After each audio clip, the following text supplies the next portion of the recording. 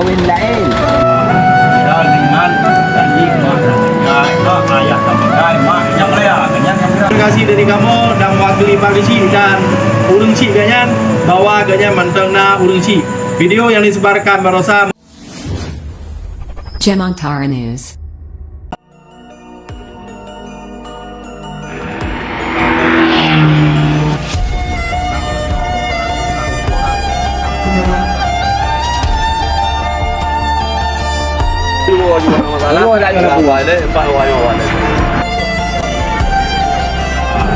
Dan dengan janji mak ayah kami mak yang raya ganyan yang raya.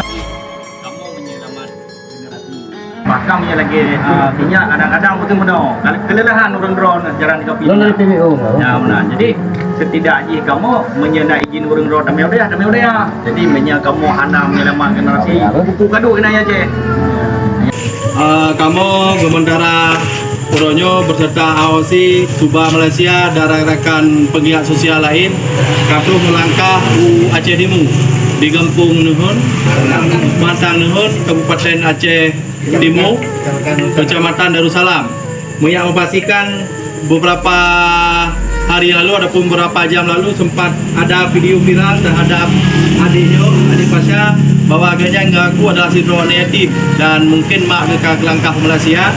Maka kamu Gementara beserta rekan-rekan AOC dan Subah Malaysia mengklarifikasi terhadap keadaan adiknya.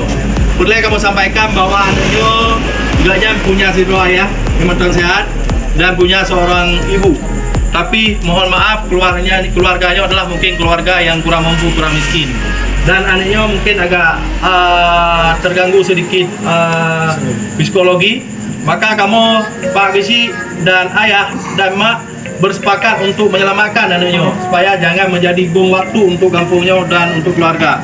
Anaknya insya Allah akan dititipkan Badayah Rodatul Huda, tempat penampungan anak yatim, anak piatu dan anak fakir miskin dan anak telantar yang ada di Kabupaten Aceh Utara, Kecamatan Danau Luas. Insya Allah sehingga mak ganyan akan dan ayah ganyan berserta Pak Desi akan gaintat budaya Rodatul Huda. Maka kamu saya harapkan kepada semua pihak, mari kita bantu anaknya dalam bentuk sumbang dana baju sapo supaya ganyan bertahan di daya dan menjadi anak yang kita harapkan mampu secara ilmu agama dan mampu secara ilmu dunia. Mungkin itu klarifikasi dari kamu dan mewakili Pak Desi dan urung si ganyan bahwa ganyan manteng na urung si. Video yang disebarkan merosa mungkin terjadi kesalahpahaman. Mungkin yang kenapa kamu sampaikan, juga tu mari kita dukung dan bantu anaknya untuk tinggal di daya. Dan mantang nawade. Betul-betul tengok tengoknya dua orang tu kadang ada depu je kendera je kiki je depu imong. Nama dia ada wewe pandai je. Mana je depu anak komang dia. Je mapaya nak je kebut. Bagai gedanyo sengsara.